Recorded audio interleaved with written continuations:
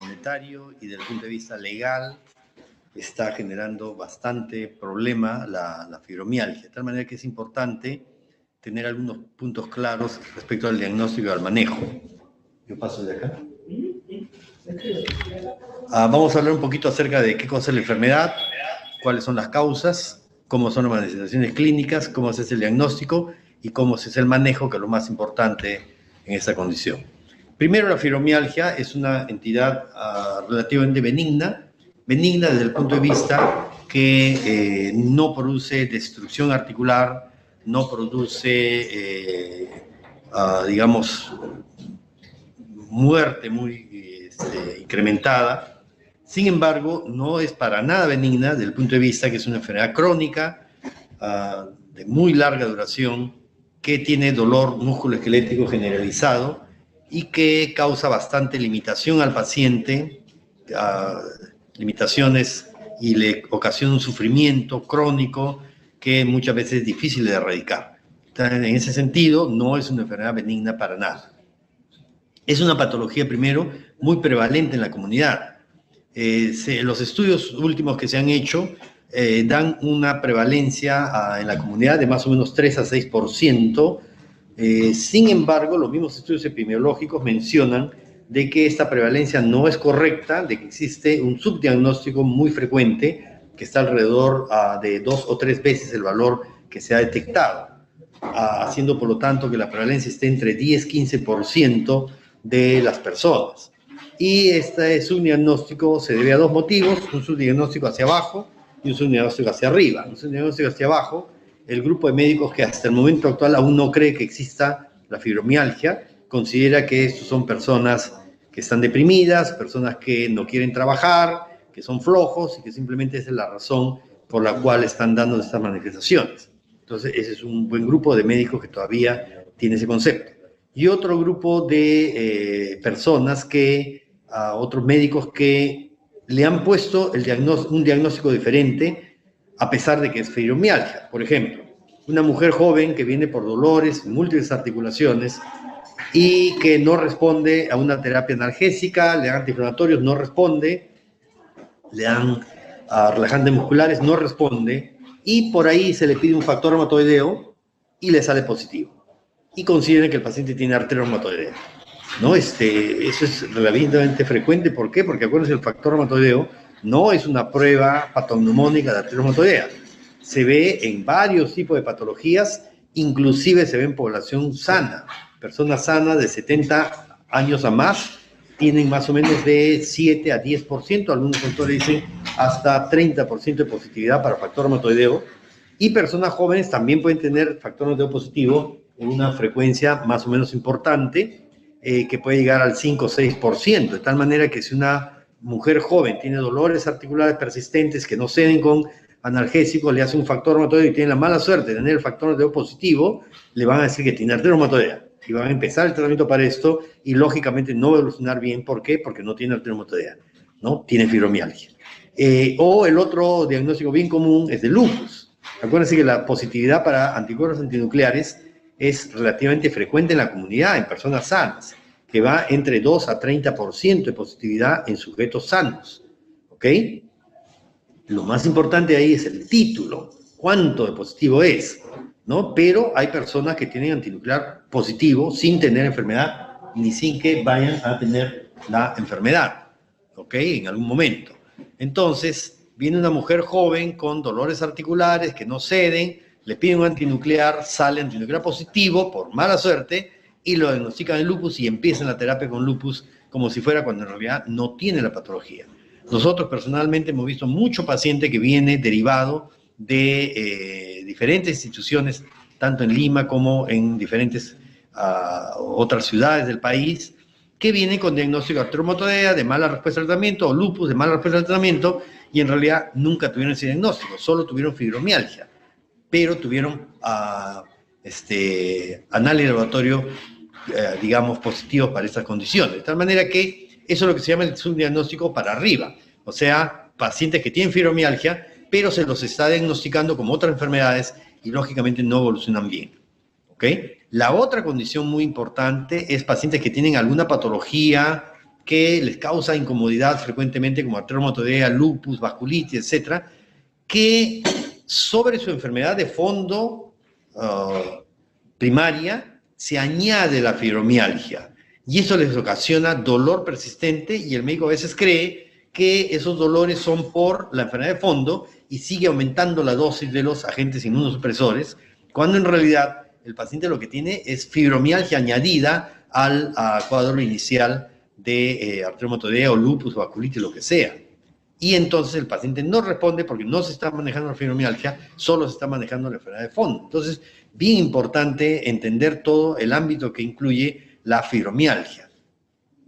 La fibromialgia es una patología que afecta principalmente a mujeres más que a varones, en un radio variable entre 9 y 10 cada varón, de tal manera que por mucho es mucho más prevalente en mujeres. Segundo, de que afecta sobre todo mujer joven, ¿no? Entre 20 a 50 años es lo que mayoritariamente afecta fibromialgia. Sin embargo, hay pacientes de menos edad que también tienen fibromialgia, niños inclusive, o pacientes adultos mayores que también tienen fibromialgia. Sin embargo, ya la prevalencia es mucho menor, la gran mayoría están entre los 20 y 50 años. Y otro punto importante, si un adulto de 60 a 70 años viene con sintomatología de fibromialgia, siempre hay que estar atentos, no vaya a ser otra cosa y tiene fibromialgia añadida, que puede suceder y uno tiene que diagnosticar la causa primaria. Desde el inicio de la descripción de fibromialgia, que fue a inicios de los años 1900, se dieron cuenta los investigadores que fibromialgia tenía asociación con alteración de los ciclos de sueño, de tal manera que eso ha sido un conocimiento muy temprano de fibromialgia.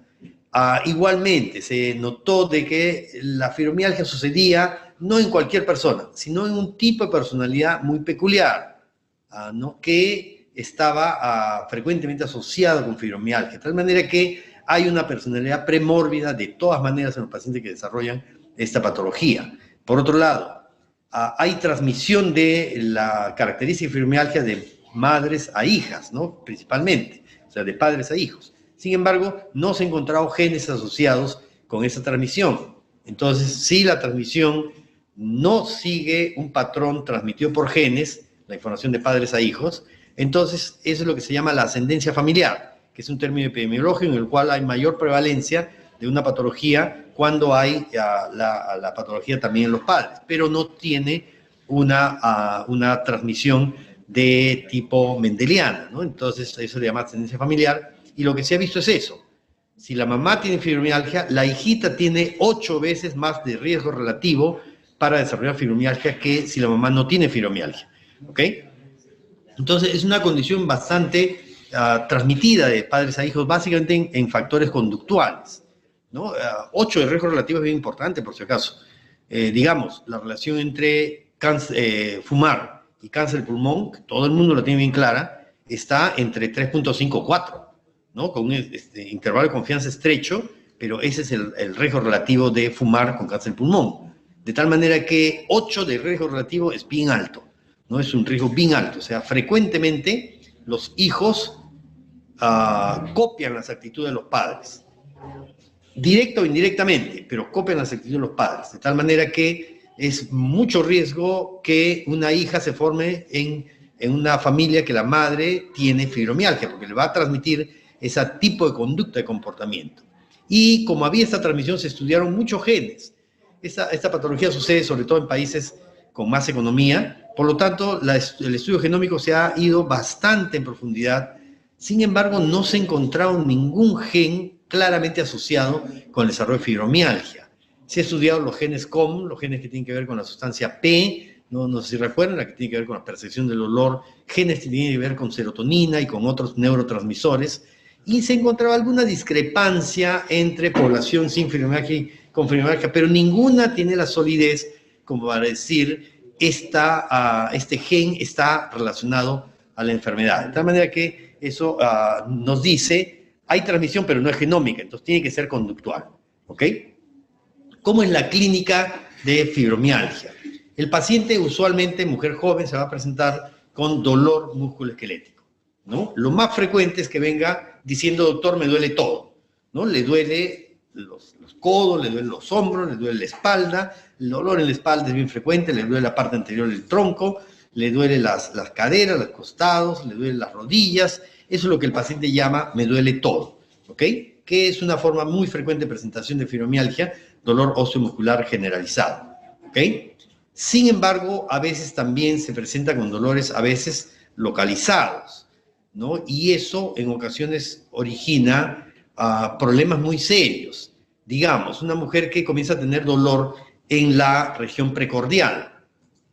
Como le decía, fibromialgia está asociado con un tipo de personalidad que es la personalidad tipo A, o sea, personas que son muy preocupadas, detallistas, perfeccionistas, siempre están queriendo mejorar las cosas, nunca está suficientemente limpio la casa, siempre tienen que estar buscando cómo mejorarla, siempre encuentran defectos en lo que el otro hace. ¿Por qué? Porque son perfeccionistas, no han aprendido a disfrutar de las cosas de la vida, siempre están viendo lo negativo de las cosas en vez de ver lo positivo. O sea, ese tipo de personalidad tipo A es la personalidad a la cual le afecta mayoritariamente y por mucho la fibromialgia.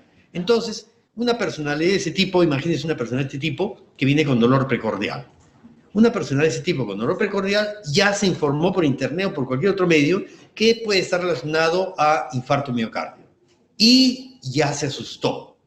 El susto le incrementa el dolor, le incrementa la percepción del dolor y lo va a hacer correr a una emergencia. Y en la emergencia, el médico, si lo enfoca bien, le va a tranquilizar, le va a hacer respirar despacio, con lo cual disminuye la alcalosis respiratoria que tiene el paciente, por lo tanto se siente un poco mejor, y le dice que esto no es un infarto, que no se preocupe, ¿no es cierto? De repente le saca un electro para dejar tranquilizada a la paciente y le dice, ese es su manejo, véngase por consulta externa, ¿no? Pero puede suceder que llegue una emergencia, el médico no está muy bien entrenado, o le interesa de repente hospitalizar al paciente y lo mete en cuidados intensivos, electrocardiograma, pruebas de función cardíaca, etcétera, etcétera, que complica la posición del paciente, ¿no? Entonces, el dolor localizado a veces nos causa bastantes problemas. Otro sitio muy frecuente de dolor localizado es a veces en la región lumbar. Y la región lumbar, el paciente viene porque le duele la región lumbar, va a un internista, le da un analgésico antiinflamatorio, no mejora, va a otro internista, el otro internista le toma una radiografía, todo está normal, le da cambio analinflamatorio, analgésico, relajantes musculares, no mejora, va a un tercer internista y el internista dice, carambas, ya pasó por por otro, no tienen mejora, vamos a hacer una resonancia magnética nuclear. Y ahí empieza la tortura del paciente. Le toman su resonancia y en la resonancia hay pequeñas prominencias en los discos intervertebrales lumbares. Y el médico le dice, tiene una hernia discal, váyase al neurocirujano. Y el neurocirujano lo va a recibir y ¿qué va a hacer? Lo va a operar. Obviamente lo va a operar, ¿no es cierto? Con lo cual le complica más el problema al paciente. ¿Sí? Miren, prominencias en el disco intervertebral lo tiene muchísima gente que está jugando fulbito, que está sana totalmente, pero tiene prominencias en los discos intervertebrales. O sea, tener una prominencia en el disco intervertebral no significa tener necesariamente una hernia lumbar en disco intervertebral, ¿no? Hay mucha gente que tiene hernias, pero no tiene nada, ¿no? Y esos pacientes pueden pasar como que tienen una hernia, lo operan y después se complica. ¿Por qué? Primero, por el gasto que es implicado. Segundo, porque han traumatizado toda la zona. Por lo tanto, el proceso reparativo también ocasiona dolor, ¿no? Y no se le está dando el manejo del problema de fondo que es la fibromialgia. Entonces el paciente termina con mucho más dolor, complicándole la vida seriamente, que lo puede llevar inclusive hasta la invalidez funcional, ¿no? Entonces es un problema a veces el dolor localizado que hay que tener mucho cuidado. Una característica típica del paciente es que se despierta cansado, ¿no? Es lo tipo del paciente, doctor, me acuesto y al día siguiente estoy adolorido, estoy rígido, me duele todo, ya me comienzo a mover, hago un poquito de ejercicio, me baño y ya estoy bien. Al día siguiente me despierto, otra vez estoy medio rígido, medio adolorido, ¿no? Es una característica típica que tiene que ver con una de las partes de la fisiopatología de la fibromialgia, que es la alteración en la fase profunda de los ciclos del sueño.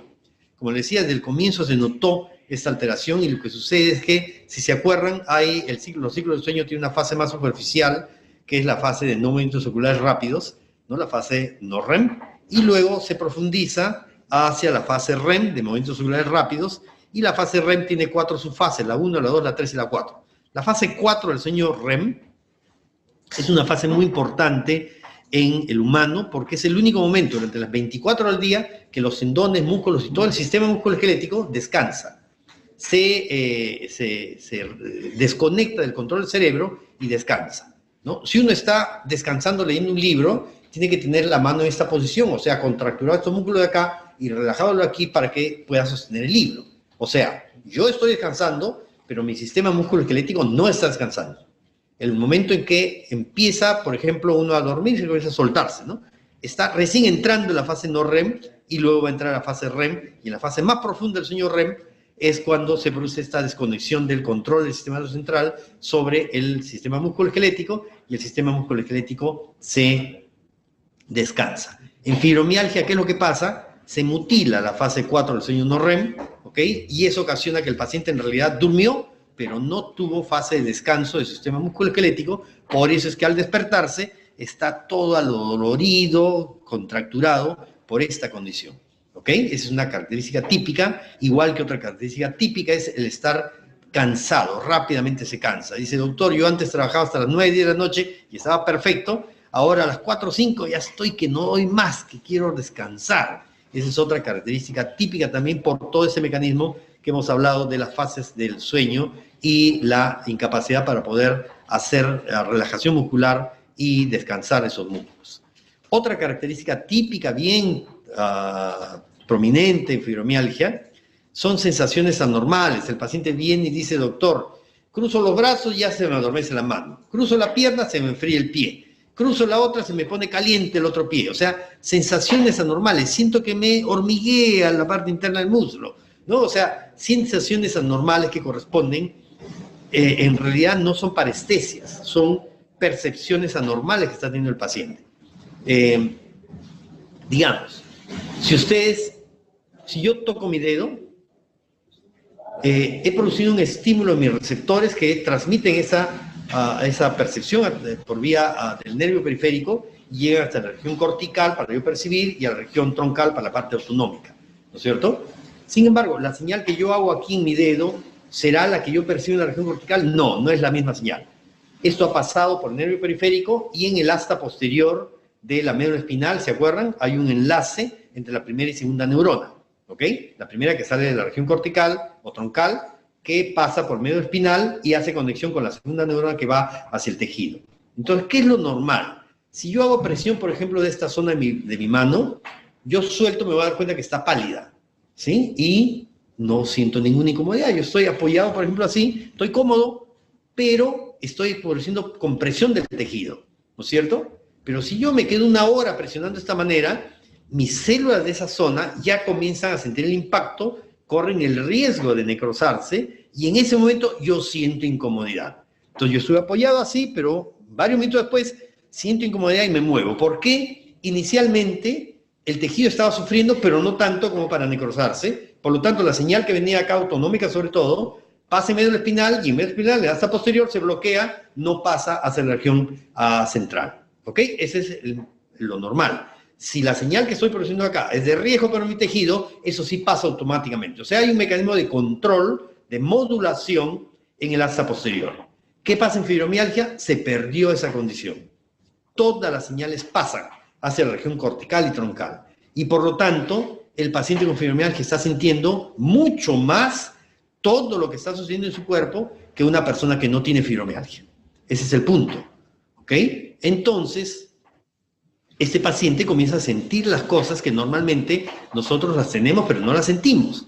Digamos, si yo cruzo una pierna, mi pie de ese lado está sintiendo cierta disminución del volumen de flujo sanguíneo, pero yo estoy cómoda, si no tengo ninguna molestia, no siento nada. El paciente con fibromialgia sí lo siente, ¿no? Si, por ejemplo, hay un ventilador prendido y estamos en un ambiente caliente, yo siento comodidad por eso. Eso es agradable, no siento incomodidad. El paciente con fibromialgia siente incomodidad por eso, ¿no es cierto? El flujo, el choque del aire contra mi piel, siente la incomodidad, se siente incómodo y busca otras posiciones. Digamos, mi colon todo el tiempo se está moviendo.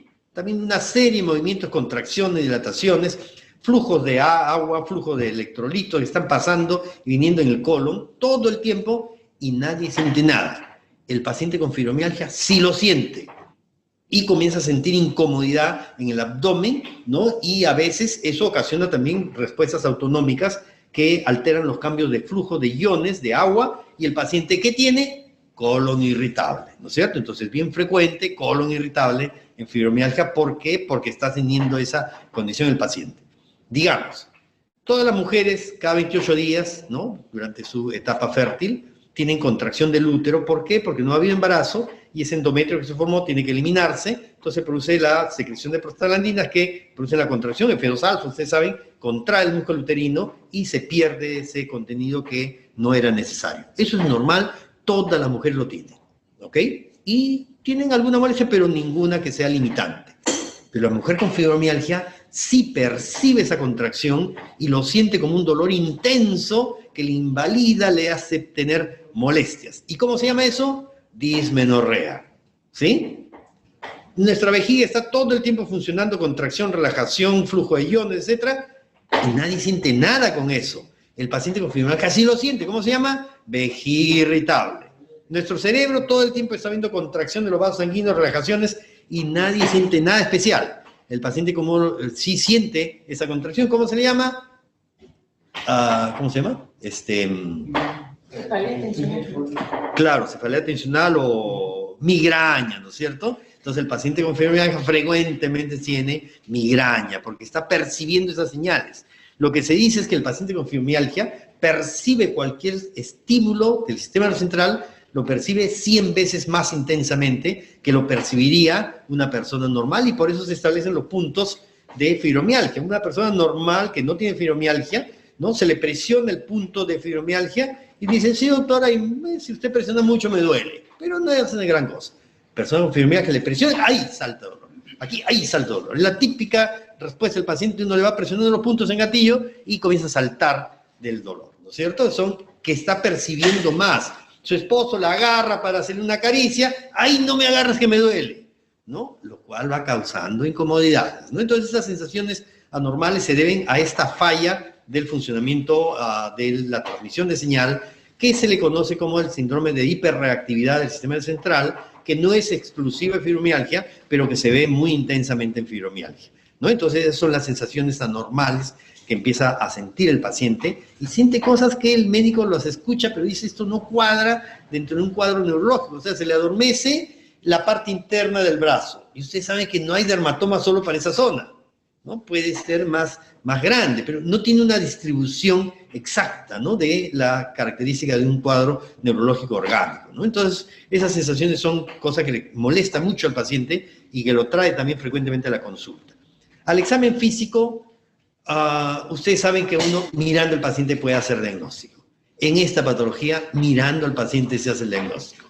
Uno lo ve y le ve unas fases características, es muy difícil describirla, pero uno mira al paciente y le mira que está teniendo sufrimiento crónico, que está tratando de disimular una molestia, que quiere aparentar que está bien, pero que no se siente bien. O sea, eso es lo que uno percibe mirándole la cara al paciente. Claro, uno necesita años para tener esa característica de poder identificar esas manifestaciones faciales que le hacen a uno entender que ese paciente lo que está teniendo es fibromialgia, ¿no? Es bastante característico. Al examen físico también hay otra característica, que son los puntos en gatillo.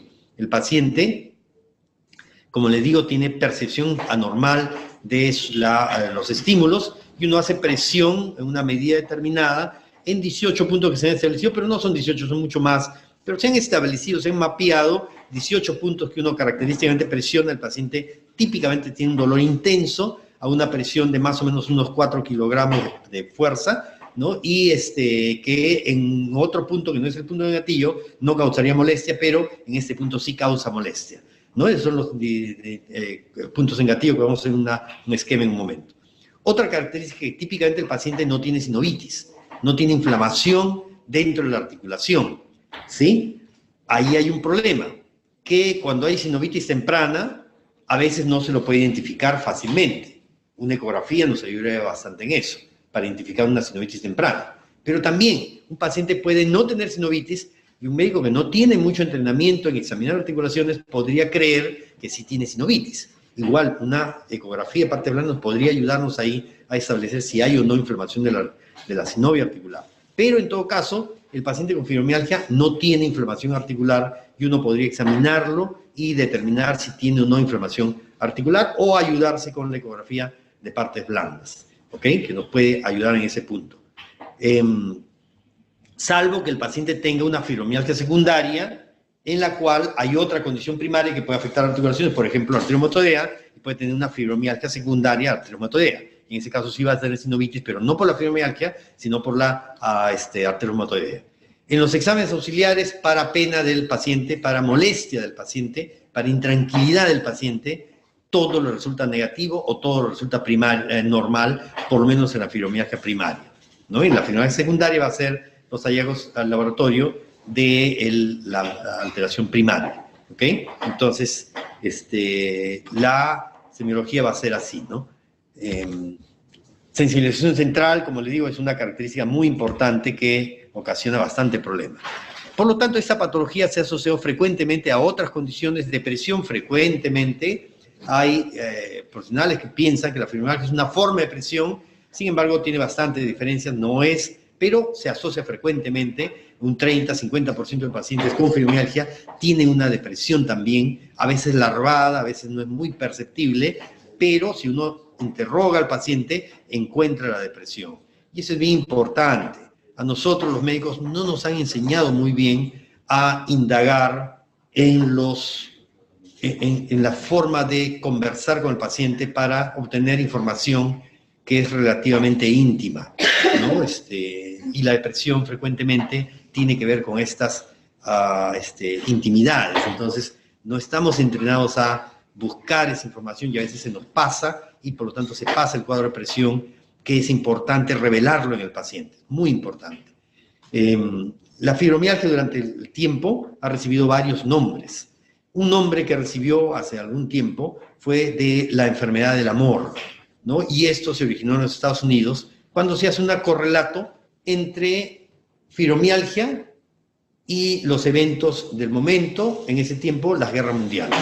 Se veía un gran incremento de fibromialgia alrededor de la Primera Guerra Mundial, desde un tiempo después bajaba, venía la Segunda Guerra Mundial, otra vez incrementó fibromialgia, viene la Guerra de Vietnam, tremendo incremento de fibromialgia, viene el Golfo, el incremento de fibromialgia, y la pregunta era, ¿cuál es la asociación entre fibromialgia y Guerra Mundial? Y lo que se hace en los estudios epidemiológicos se logra encontrar una asociación bien interesante.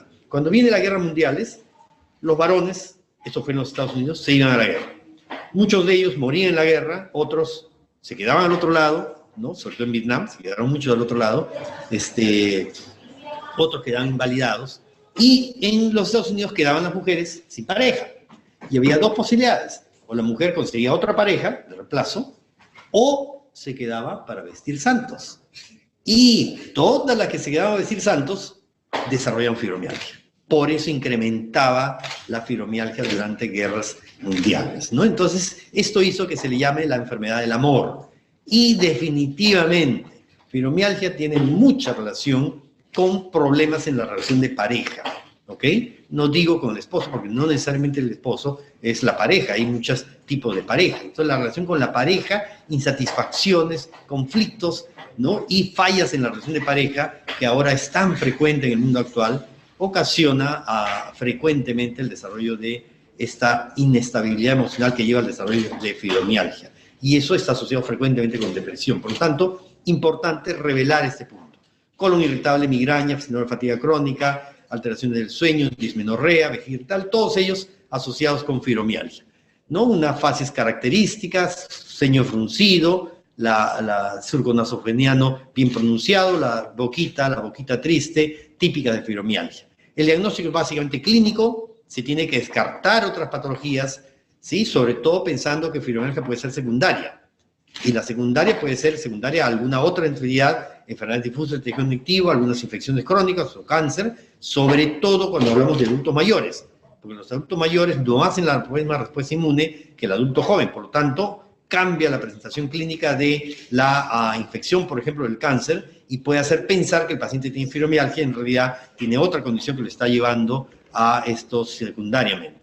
Están los puntos en gatillo, que son 18, que están bien mapeados. 11 de esos 18 puntos son los que se usan para el diagnóstico de fibromialgia, es un criterio diagnóstico. ¿Cómo es el manejo? Básicamente explicar al paciente la enfermedad. Tiene que entender que su personalidad tiene mucho que ver, tiene que ver cómo esa personalidad afronta la situación de la vida diaria, que se está poniendo el lente del pesimismo en vez de ponerse el lente del optimismo, todo lo está viendo negativo y eso hay que cambiárselo, ¿no? Y hacerle entender que esta alteración entre su personalidad y los eventos de la vida diaria están llevando a mutilaciones sucesivas de la fase profunda del sueño que le ocasiona toda esta alteración y al síndrome de hiperreactividad del sistema central que le da toda la sintomatología clínica. El paciente lo tiene que entender, ¿ok?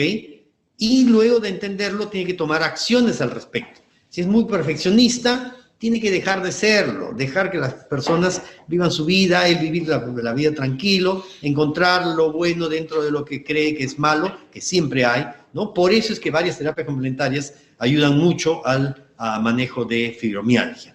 Dentro de lo farmacológico, inicialmente se empezó con benzodiazepinas, no funcionó. Amitriptilina, un antidepresivo tricíclico, se lo descubrió y se comenzó a usar también fibromialgia a dosis bajas, de 15 a 25 miligramos al día, con lo cual hay alguna respuesta. Ciclobenzaprina, un producto muy interesante que ayuda fácilmente a ingresar en la fase 4 del sueño no REM, ayuda bastante. Los dos aprobados por FDA, ¿no? Pregabalina y duloxetina también ayudan en algo, pero muy importante. Lo importante es que el paciente entienda la enfermedad y hacer algunos cambios en su forma de enfocar la situación de la vida diaria, con lo cual se ayuda con los fármacos para que el paciente tenga ventajas en su vida en realidad. Las terapias no farmacológicas ayudan muchísimo, hay varios estudios que lo demuestran. Este es uno de Annals Internal Medicine, como ustedes saben es una revista muy seria donde muestra cómo diferentes terapias no farmacológicas ayudan mucho al paciente. Este es un metaanálisis de fibromialgia, pero con casos muy pocos, un número muy pequeño de tamaño muestral, lo cual no sirve en realidad como fundamento, pero en ese pequeño número de casos se ve de que mejora el ejercicio por varias razones. Una razón es que si el hacer ejercicio regularmente induce la producción de endorfinas y uno hace este manejo ayudado por el ejercicio, es muy bueno. Y segundo, que la persona que hace ejercicio es una persona que se quiere. Si no se quiere, no tiene tiempo para hacer ejercicio. Le duele hacer ejercicio. Mañana lo voy a hacer. Hoy día no tengo ganas. No puedo, ¿no? Encuentro una serie de fundamentos para no hacer ejercicio. Y eso es lo que hace una persona que no se quiere, va a desarrollar fibromialgia frecuentemente. Bueno, los dejo, muchas gracias y por favor se quedan en la parte de preguntas con el doctor José Proaño, miembro del Servicio de Inmunorreumatología del Hospital Cayetano Heredia también. ¿Ok? Doctor Proaño.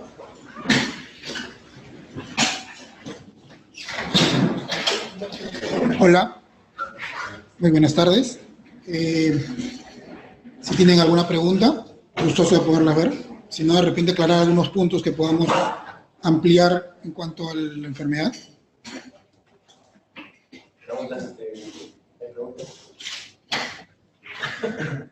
De repente, mientras que van poniendo un poco las ideas con respecto a las preguntas, es importante recalcar algunos puntos, sobre todo en la forma en cómo uno hace el diagnóstico, ¿no? Es importante remarcar que en la fibromialgia fácilmente el paciente va a poder ser clínicamente diagnosticado. Los signos y síntomas que puede presentar, dentro de lo que tenemos que hacer usualmente en las preguntas para esto es si el paciente se encuentra fatigado, si al levantarse por la mañana el paciente se encuentra con mucha fatiga al levantarse por la mañana, dado que, como el doctor explicó, en un inicio, bueno, la alteración en el sueño, en el ciclo REM, en la fase terminal, la fase 4, pues va a implicar que por la mañana, al no tener un sueño conciliador, la respuesta por el día sea que el paciente esté fatigado durante todo el día. Entonces, esa es una pregunta muy importante. Lo siguiente, también como él bien explicó, el tema sobre la parte emocional, ¿no?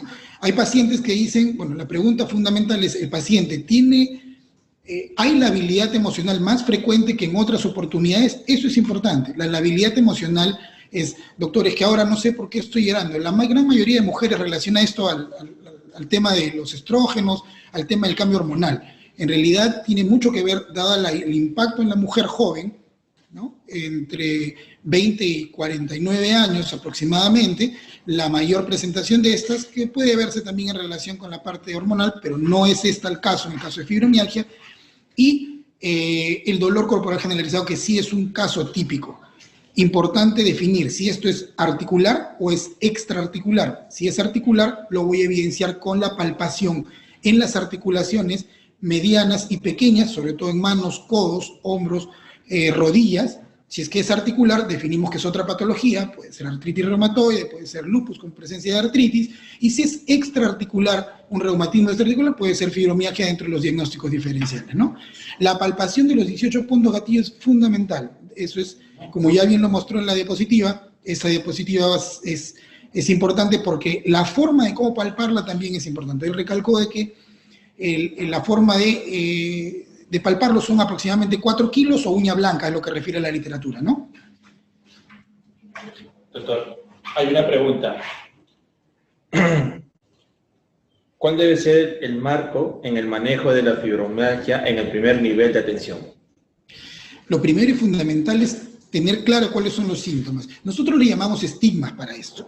Los estigmas para fibromialgia son, lo primero, las preguntas que voy a hacerle a mi paciente en el primer nivel de atención. El paciente, ¿cuál es el principal síntoma? Dolor corporal generalizado. Lo segundo, la habilidad emocional. Señora, usted tiene problemas para poder normalmente está teniendo alteraciones para llorar, tiene tendencia al llanto. Segundo, la tercera pregunta que se debe hacer, ¿duerme bien por la noche? Sí, no. Cuarto, al levantarse por la mañana, ¿sensación de fatiga? Quinto, ¿tiene dolor torácico anterior o simula ser un dolor mamario? Sexto, debemos preguntarle al paciente también importante si por la noche tiene el síndrome de piernas inquietas. El síndrome de piernas inquietas es frecuente, se levanta, tiembla y se levanta como que por la noche. La alteración en el sueño es fundamental. ¿Por qué? Porque el paciente, tú le preguntas, señora, ¿usted se acuesta a las 10 de la noche y se levanta a las 7 de la mañana sin interrupción? No, doctor, yo no me puedo levantar de esa manera. Yo me levanto cada 2 horas y tengo irrupción en mi sueño. Perfecto, sospéchalo. Y por último, yo considero que también es importante tener algunos simuladores, como bien el doctor dijo. Dentro de los simuladores a veces tenemos un síndrome de túnel del carpo y dice, me duele todo el cuerpo, pero viene por un síndrome de túnel del carpo. Hay que evidenciar que un síndrome de túnel del carpo puro también puede estar acompañando a la fibromialgia y simular ser un síndrome de túnel del carpo. Hacer una buena evaluación clínica con los 18 puntos gatillo, que sí se deben de practicar porque son muy puntuales. Ojo, no solo son 18, son muchos más, pero los 18 son los más importantes. Y eso está en la literatura y el doctor muy bien lo ha dejado y lo va a dejar en la diapositiva para tocar y palpar exactamente esto, ¿no? Doctor, muchas gracias. Hay otra pregunta de la doctora Ever. Buenas tardes, quería consultarle. ¿Es posible que los pacientes con fibromialgia presenten edema de manos o brazos? Tengo una paciente con fibromialgia en TTO y que me refiere edema transitorio que yo no lo logro ver, pero que ella sí lo refiere. Sí, claro. ¿Cómo está, doctora? Bueno, sí se puede dar un leve edema porque obviamente hay un compromiso a nivel del tendón, del ligamento y del músculo. Y puede haber un edema transitorio, que no es un edema generalizado. Ojo, este no es un edema como el edema de un síndrome nefrótico, no es un edema cardiovascular. Esto es un edema transitorio, muy leve, que a veces el paciente lo puede ver evidente. Y este se hace en cortos periodos de tiempo y no es persistente, ¿no? Eso es algo que sí es importante. Otra pregunta, doctor. Por la doctora Lady Murrugarra. Doctor, ¿la fibromialgia está relacionada a enfermedades autoinmunes? A ver, doctora Murrugarra. Como bien el doctor aclaró en una diapositiva importante, la fibromialgia podemos ver causas primarias y causas secundarias. Dentro de las causas primarias, primero para poder definir que algo es primario, tenemos que tener descarte de los secundarios. ¿Cuáles son los secundarios? En altos porcentajes se ha evaluado que está relacionado a hipotiroidismo. Eso es algo que debemos tener en cuenta. Entonces, por lo tanto, en este tipo de pacientes, el hipotiroidismo relacionado a fibromialgia es altísimo dentro del grupo que presenta estas enfermedades. Hacerle una TSH, una T4 libre para descartar hipo, no hipotiroidismo. Lo segundo que se pone en el escalón es enfermedades autoinmunes. Sí, ¿cuáles en mayor frecuencia? Artritis reumatoide y lupus, dentro de las más importantes. En vasculitis se ha visto y en esclerodermia también. Pero sin embargo, en las más importantes, artritis reumatoide y lupus, como bien el doctor dijo, hay algunos diagnósticos que se sobrevaloran porque piensan que tener un ANA positivo ya es tener lupus, y eso no es correcto. Aquí en Cayetano, la doctora Alarcón, en el año 70, hizo un estudio en el cual se evidenció pacientes con fibromialgia con ANA positivo y con ANA negativo. Los pacientes que tenían ANA positivo obviamente se van a ganar un perfil LENA porque hay que descartar que no tenga una enfermedad autoinmune que esté en relación también con lo de la fibromialgia, pero enmarcó y concluyó que los pacientes que tenían fibromialgia pura con ANA positivo sin otros marcadores de autoinmunidad, esos pacientes presentaban una fibromialgia con mayor severidad en cuanto al dolor. Por otro lado, también no debemos de dejar de pensar que puedes tener un simulador en aquellos pacientes que tienen diabetes. También cursan con dolor corporal generalizado. Debemos descartar que no hay algo más sobre esto. Y en la experiencia, el doctor Gotuso, también aquí en Cayetano, hizo un estudio en el cual evidenció que en los pacientes que presentaban diagnóstico de Brucela, como es la simuladora de todas las enfermedades, en aquellos pacientes que tenían diagnóstico de brucelosis, presentaban dolor corporal generalizado. Por lo tanto, es importante en aquellas personas que comen queso de cabra o queso de vaca, que estén mezclados básicamente queso de cabra, hacerle un screening de un test de Brucela, ¿no? Aglutinaciones en tubo, láminas, rosa de bengala y típico A, típico H dentro del marco del diagnóstico, ¿no? Bien, doctor, muchas gracias a todos por participar. Ha sido una presentación muy buena, muy clara, y esperemos seguir contando con la participación de todos ustedes. Agradeciéndole al doctor Proaño, al doctor Aguilar, que también ya se retiró por algunas urgencias, pero vamos a seguir presentando nuevas novedades dentro de lo que es la telesalud. Muchas gracias, doctor. Gracias a todos. Gracias a ustedes.